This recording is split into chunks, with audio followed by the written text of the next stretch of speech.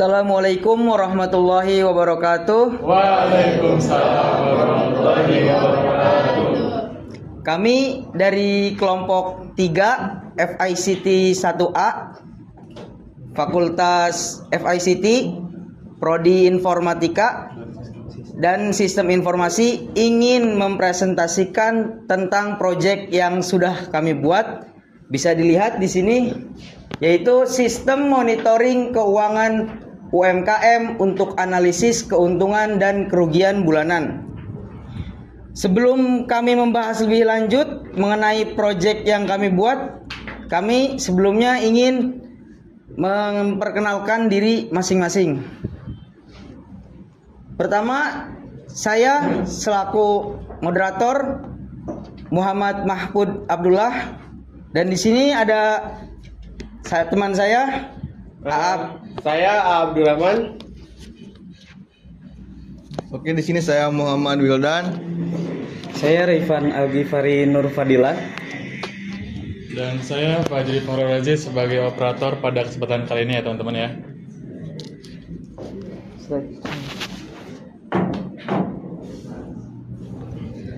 Latar belakang akan dijelaskan oleh rekan kami, yaitu Abdurrahman. Silakan. Oke, saya di sini menjelaskan tentang latar belakang. Jadi kan perkembangan teknologi informasi yang pesat telah memberikan kemudahan dalam pengelolaan data dan informasi. Namun, pada kenyataannya pengelolaan keuangan UMKM itu masih banyak yang dilakukan secara manual, sehingga menyulitkan pemilik usaha untuk memantau keuntungan dan kerugian di setiap bulannya. Jadi contohnya itu, misal ada UMKM perintis ya, bisa dibilang UMKM pemula, dia tuh masih belum paham tentang penghitungan keuntungan dan kerugiannya. Nah, kami di sini mempunyai solusi untuk membuat sistem untuk memonitoring keuangan UMKM berbasis teknologi informasi dan mampu menganalisis keuntungan serta kerugian bulanan secara otomatis. Nah, gitu teman-teman. Jadi latar belakang ini yaitu yang mendasari proyek kami, di mana kami melihat UMKM ini sulit berkembang bukan karena dia tidak bisa, dikarenakan biasanya sistem pencatatannya itu masih manual, dan itu pengaruhnya sangat besar sekali untuk kedepannya, karena UMKM ini adalah singkatan dari usaha menengah, usaha mikro, usaha kecil, usaha mikro, kecil, menengah gitu. Nah, itu biasanya dimulai dari usaha-usaha menengah ke bawah ya, UMKM itu kategorinya. Nah, ini kami ingin melihat kenapa sih UMKM ini sulit berkembang, dan datanya pun ada, di mana di situ kementerian ya mengatakan bahwasanya 74% UMKM itu masih bingung dalam melakukan pencatatan, dan itu sangat berpengaruh sekali terhadap keuangan, yang mana nantinya modalnya itu akan semakin tergerus karena kurangnya akurat dalam pencatatan tersebut. Selanjutnya ada rumusan dan batasan masalah. Jadi rumusan ini adalah suatu yang menjadi latar belakang tadi kita membuat proyek, di mana kita bertanya-tanya, kenapa sih UMKM ini sulit dalam mengembangkan bisnisnya, dalam mengembangkan usahanya. Nah, di sini kita bertanya, mendapatkan solusi terlebih dahulu, kemudian bertanya solusinya apa? Oh, karena masih dilakukan secara manual, itu solusinya. Berarti kita bertanya, bagaimana pencatatan ini bisa dilakukan dengan digital gitu. Jadi UMKM tidak perlu mencatat secara manual lagi. Maka kita dapat rumusannya, bagaimana merancang sistem monitoring keuangan yang dapat memudahkan UMKM dalam pencatatan serta analisis keuntungan dan kerugian bulanan. Maka diharapkan kami dengan adanya sistem ini bisa melihat keuntungan dan kerugian bulanan, yang mana nanti hasilnya itu bisa digunakan oleh para pelaku UMKM untuk mengambil keputusan yang tepat dalam bisnisnya. Nah ini, kemudian masuk pada rumusan kedua, bagaimana sistem ini dapat memberikan informasi keuangan yang akurat dan tepat waktu sesuai dengan yang diinginkan oleh para pelaku usaha tersebut dan dapat mendukung pengambilan keputusan bisnis UMKM dengan tepat, dengan baik, atau setidaknya dapat meminimalisir resiko kerugian. Nah, terus batasannya di sini proyek kami, sistem kami hanya berfokus pada monitoring keuangan berupa pencatatan pemasukan dan pengeluaran UMKM. Terus kemudian analisisnya berupa perhitungan keuntungan dan kerugian dalam periode bulanan. Artinya kami menghitung per bulan. Misalkan dari hari ke-1 dia mulai menginput data sampai terakhir di akhirnya dia misalkan dalam 1 bulan saya hanya berdagang selama 20 hari. Maka 20 hari itu yang kita akan analisis apakah keuntungannya ada atau tidak ada. Karena gini, biasanya dalam bisnis keuntungan kerugian itu tidak bisa dilihat secara langsung, melainkan melalui analisis. Terkadang dia jualan, terkadang UMKM berjualan dalam 1 bulan 30 hari. Misal di minggu pertama kenaikannya sebanyak 20%. Di minggu kedua 30%. Di minggu ketiganya mulai penurunan minus 10%. Dan minggu 4 terakhirnya memiliki ada penurunan lagi 20%. Nah, itu menyulitkan UMKM kalau pencatatannya masih manual. Dia tidak bisa melihat. Yang mana nanti pengembangannya kita akan menggunakan semacam grafik gitu. Jadi dalam 1 minggu ini bagaimana, minggu kedua bagaimana, minggu ketiga bagaimana, sehingga menghasilkan output berupa informasi UMKM dapat dengan tepat mengambil keputusan bisnisnya agar tidak mengalami kerugian, minimal ruginya tidak besar. Nah, kemudian analisis itu berupa perhitungan keuntungan dan kerugian untuk periode bulanan. Terus batasannya juga di sini tidak adanya fitur perpajakan. Artinya apa? Ini real hanya omset. Kalau teman-teman mungkin tahu dengan ilmu ekonomi, omset itu pendapatan keseluruhan. Itu real, pendapatan saja. Belum dikurangi dengan perpajakan atau integrasi dengan sistem akuntansi lainnya. Jadi kekurangan di sini batasannya. Dimana misalkan tidak adanya integrasi dengan sistem akuntansi lainnya, maka di sini kekurangan dari sistem kami. Nah, terus keempatnya, data yang diproses berasal dari input manual oleh pengguna. Jadi sistem ini hanya akan berjalan jika pengguna itu menginput datanya. Jika pengguna tidak menginput datanya, maka tidak akan menganalisis. Sistem tidak akan berjalan gitu. Jadi perlu input dari pengguna. Dan selanjutnya di sini ada tujuan dan manfaat.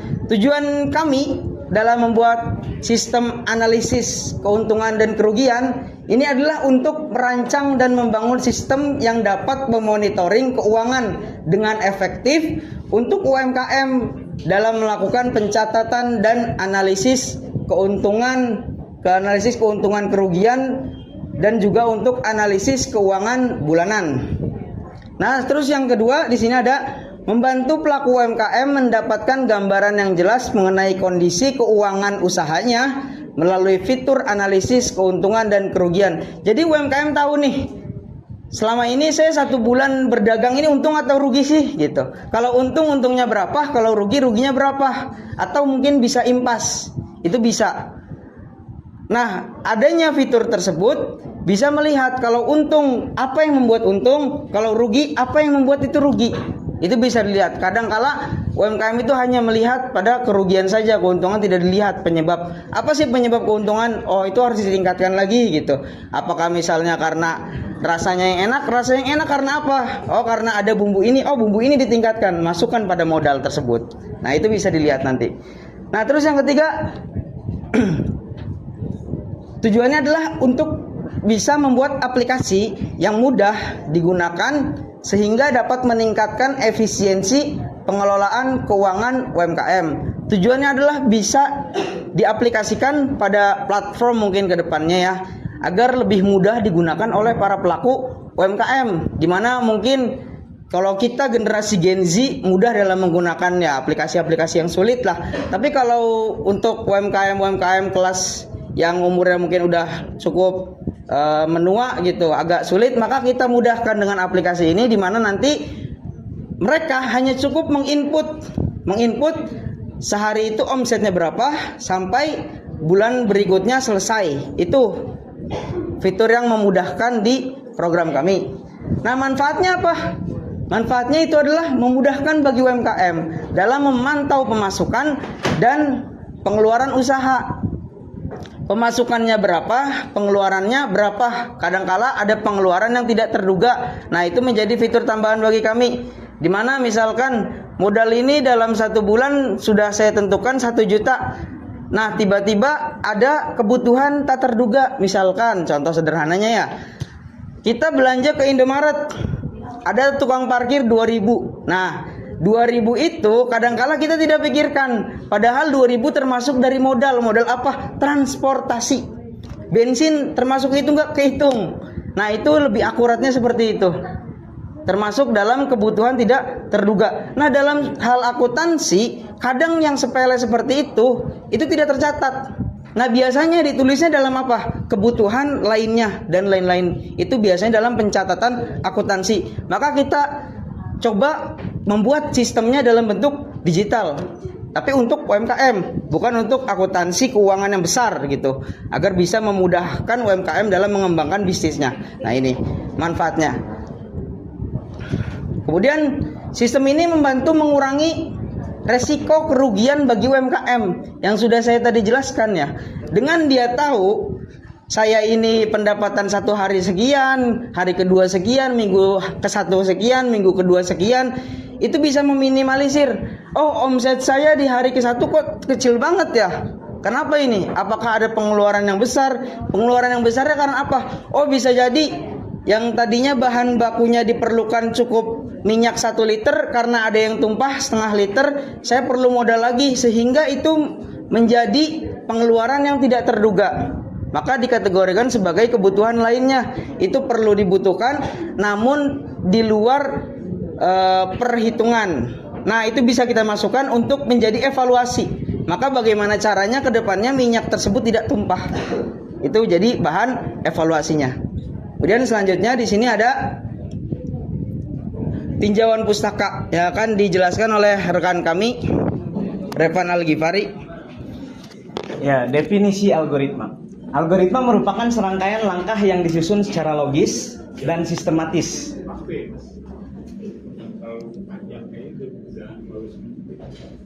Menyelesaikan sesuatu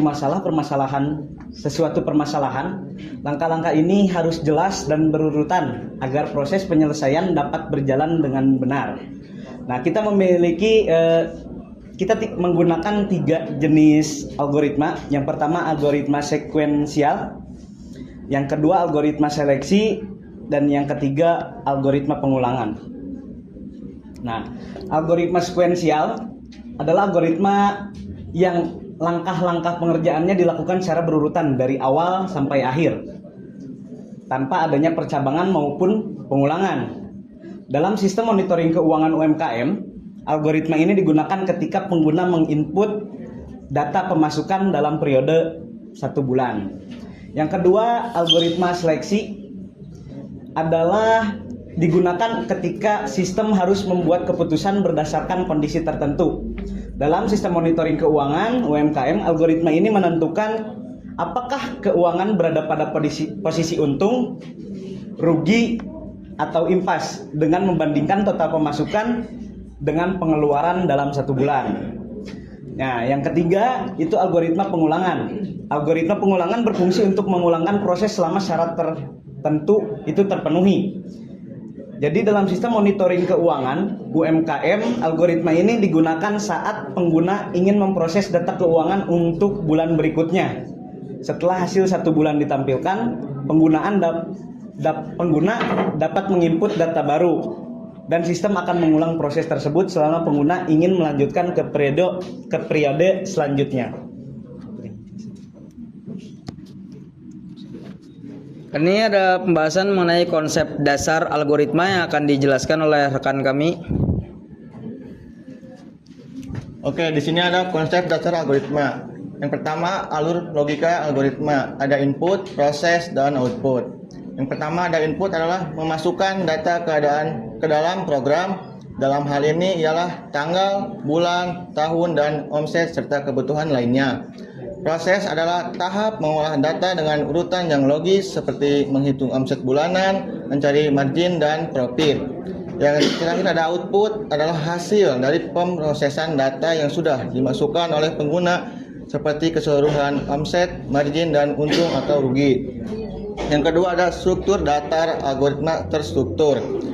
Poin pertama ada struktur sekuensial. Langkah-langkah yang dijalankan secara berurutan dari awal hingga akhir tanpa adanya percabangan. Poin kedua ada struktur seleksi. Percabangan adalah ketika harus membuat keputusan berdasarkan kondisi tertentu. Poin terakhir ada struktur pengulangan. Perulangan berfungsi untuk mengulang proses selama syarat tertentu terpenuhi. Di sini ada penjelasan teori. Yang pertama teori algoritma terstruktur. Algoritma terstruktur adalah cara menyusun langkah-langkah logika secara berurutan dan jelas agar suatu masalah cepat diselesaikan secara berurutan. Poin pertama ada struktur sekuensial. Struktur sekuensial menekankan bahwa setiap perintah dalam program dijalankan secara berurutan dari awal sampai akhir. Contohnya seperti pengguna mengisi tanggal, jenis transaksi, lalu nominal uang, dan semua langkah ini diproses satu persatu. Poin kedua ada struktur seleksi. Struktur seleksi digunakan untuk mengambil keputusan berdasarkan suatu kondisi. Poin ketiga ada algoritma pengulangan. Berfungsi untuk mengulang proses selama syarat tertentu terpenuhi. Yang poin nomor 2 itu teori pengambilan keputusan. Adalah algoritma dilakukan dengan if else atau switch case. Pada program ini, keputusan dipakai untuk menentukan apakah hasil akhirnya keuntungan atau kerugian. Poin ketiga ada teori iterasi atau perulangan. Adalah konsep mengulang langkah yang sama selama syarat tertentu masih terpenuhi. Poin keempat ada teori translasi algoritma ke bahasa pemrograman. Adalah proses mengubah langkah-langkah yang masih berupa konsep menjadi kode C++ yang bisa dijalankan komputer. Selanjutnya ada pembahasan yang akan dijelaskan oleh saya. Algoritma ini menerapkan konsep algoritma terstruktur dengan 3 kontrol dasar, yaitu sequence. Sequence itu kalau kita tahu mungkin langkah-langkahnya berurutan dari awal hingga akhir, dimulai dari kiri paling atas pojok kiri hingga ke bawah. Itu sequence, berurutan dia itu. Nah, kemudian di sini ada selection, percabangan. Percabangan untuk menentukan apakah hasil perulangan, apakah hasil akhirnya berupa keuntungan, kerugian, atau impas. Jadi ini adalah teori algoritma yang digunakan untuk pengambilan keputusan di akhir, apakah nanti dia akan untung, rugi, atau impas. Nah, kemudian di sini ada iterasi. Iterasi itu adalah perulangan untuk menginput data omset harian pada bulan berikutnya. Jadi teori ini kita gunakan ketika sudah mendapatkan hasil keuntungan kerugian, kita menanyakan apakah ingin menginput kembali omsetnya pada bulan berikutnya untuk menghitung, menganalisis pada bulan berikutnya gitu. Jadi kita gunakan teori iterasi ini. Dengan susunan ini, alur kerja program menjadi jelas, sederhana, dan dapat digunakan oleh pelaku UMKM tanpa harus memahami konsep pemrograman yang rumit. Kemudian ada simulasi dan langkah-langkah algoritmanya. Nah, pertama user akan menginput yang pertama tanggal, bulan, dan tahun, kemudian modal awal. Nah, setelah modal awal diinput, akan menginput kembali yaitu omset harian dari hari pertama, kedua, ketiga, sampai hari ke-31. Nah, setelah itu ada nanti menginput kebutuhan tidak terduga selama 1 bulan penuh itu gitu. Nah, kedua proses yaitu untuk menghitung seluruh omset harian dengan rumus omset harian dari hari pertama ditambahkan dengan omset harian sampai ke hari ke-31. Nah, yang kedua itu mencari margin, yaitu rumusnya dengan omset dikurangi dengan modal. Nah, hasil itu kita akan melihat ketika margin dikurangi dengan kebutuhan tak terduga, apakah akan menghasilkan angka 0 atau tidak gitu. Jadi jikalau hasil lebih dari 0 maka untung. Atau selanjutnya hasil jikalau kurang dari 0 maka rugi. Nah, jikalau hasil sama dengan 0 maka hasilnya akan impas gitu. Nah, outputnya yaitu tadi total omset, terus total margin, dan terus kebutuhan lainnya, dan yang terakhir itu profit atau keuntungan, kerugian atau impas. Jadi hasil dari proses aritmatika tadi. Oke, untuk flowchart-nya sendiri dari program ini adalah pertama mulai ya, terus pengguna menginput data yaitu tanggal, bulan, serta tahun, serta setelah itu menginput modal awal berupa rupiah gitu kan. Setelah itu nanti bakal ada proses di mana menghitung omset harian dari hari pertama sampai hari ke-31 teman-teman. Setelah itu sudah terhitung nanti bakal muncul yang namanya margin. Nah, margin itu adalah rumusnya omset dikurangi modal teman-teman. Setelah itu nanti ada input lagi kebutuhan tidak terduga, setelah itu ada hasil akhir di mana untung ataukah rugi. Dan setelah itu ada looping, apakah ingin menginput untuk bulan berikutnya ataukah tidak. Nah, untuk analisisnya yang pertama adalah kompleksitas waktu. Dimana kalau misalkan makin banyak si pengguna tuh yang namanya menginput data dari hari pertama sampai hari ke-31, itu maka waktu yang dibutuhkan untuk program berjalan tuh semakin lama. Yang kedua ada kompleksitas ruang, di mana program ini cuma lumayan efisien ya teman-teman, karena hanya menggunakan sekitar 2 atau 3 tipe data seperti itu. Nah, kelebihan algoritma ini yang pertama adalah sederhana serta mudah dimengerti. Karena apa? Si pengguna tuh hanya tinggal yang namanya menginput omset, modal, dan lain-lain. Proses cepat dan mudah karena adanya aritmatika di dalam program kami kan. Yang ketiga, menghasilkan output yang diinginkan berupa keuntungan, kerugian, ataupun impas seperti tujuan kami di awal teman.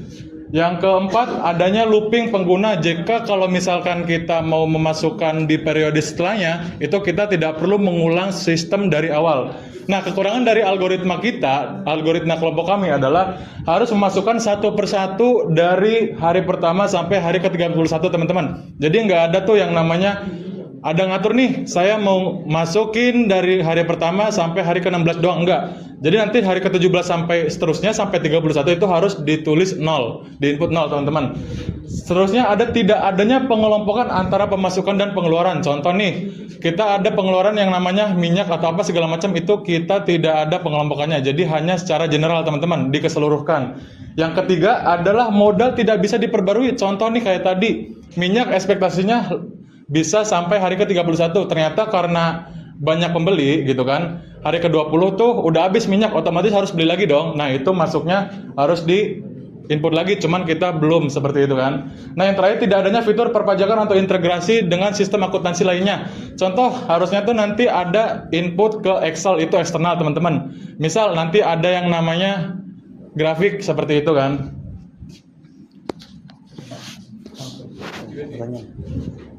Dari penjelasan yang sudah kelompok kami sampaikan, apakah dari teman-teman ada yang ingin menanyakan? Satu pertanyaan ya. Apa, Ajis? Pratika. Oh, Ajis. Silakan untuk Ajis. Kan kalian membuat kreasi sebuah UMKM gitu kan. Itu tuh kalian membuat sistem tersebut tuh kalian survei langsung ke masyarakat atau gimana? Nah, ini ya. Jadi sistem, bisa balik ke awal. Paling awal, latar belakang. Nah, di sini ini penjelasannya. Tadi menanyakan Mas Ajis bahwasanya pembuatan sistem ini latar belakangnya itu apa mungkin. Nah, ini berdasarkan pengalaman saya. Jadi kalau boleh sedikit cerita, saya memiliki keresahan di mana saya itu melihat banyak UMKM yang ingin berkembang namun tidak bisa dikarenakan pencatatannya masih manual yang menyusahkan, menyulitkan UMKM tersebut. Nah, maka dari itu kami sebagai yang mendalami ilmu teknologi ingin membantu melalui teknologi informasi ini dapat digunakan oleh UMKM. Permasalahannya itu di sekeliling kita. Contohnya misalkan ketika kita melihat tukang dagang ayam geprek gitu, atau misalkan cilor atau maklor atau apa, coba tanya, Pak, pencatatannya manual atau tidak? Kalau manual bagaimana? Pasti dia akan bingung. Ah, saya mah yang penting masukin aja udah. Nah, dia tidak tahu tuh. Misalkan ada kejadian tak terduga ya entah minyaknya tumpah kek, bahan bakunya misalkan tadi yang sudah dijelaskan Pak Ajri ya, yang harusnya untuk sebulan karena rame, akhirnya kurang jadi sebulan. Nah, itu kadang menyulitkan. Atau kebutuhan tidak terduga lainnya, adanya pemalakan misalkan pungli. Nah, itu bisa menyulitkan karena yang harusnya kok saya modal sekian, padahal saya rame terus, tapi kenapa saya kok keuntungannya nggak ada ya? Nah, itulah selisih kayak begitu yang menjadi keresahan kami. Maka kami sebagai mahasiswa yang ingin membantu masyarakat, kami buatlah sistem ini agar dapat digunakan dengan mudah. Oke, silakan untuk selanjutnya. Ya, waktunya udah lebih setengah jam.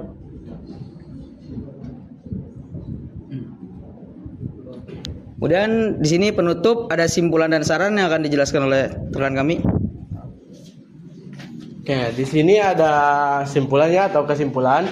Berdasarkan perancangan dan pengujian yang telah kami lakukan, program ini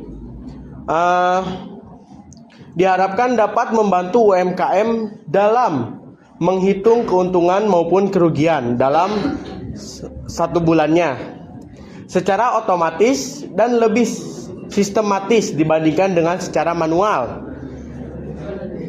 Untuk saran kita, untuk pengembangan selanjutnya, disarankan agar sistem ini dapat ditingkatkan dengan menambahkan beberapa fitur, seperti dapat memperbarui modal dan dapat mengatur periode pencatatan omset sesuai dengan kebutuhan penggunaan, serta dapat melakukan koreksi omset harian tanpa harus memulai dari awal.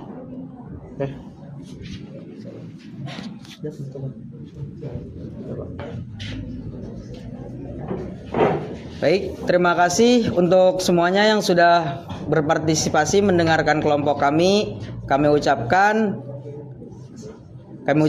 wassalamualaikum warahmatullahi wabarakatuh.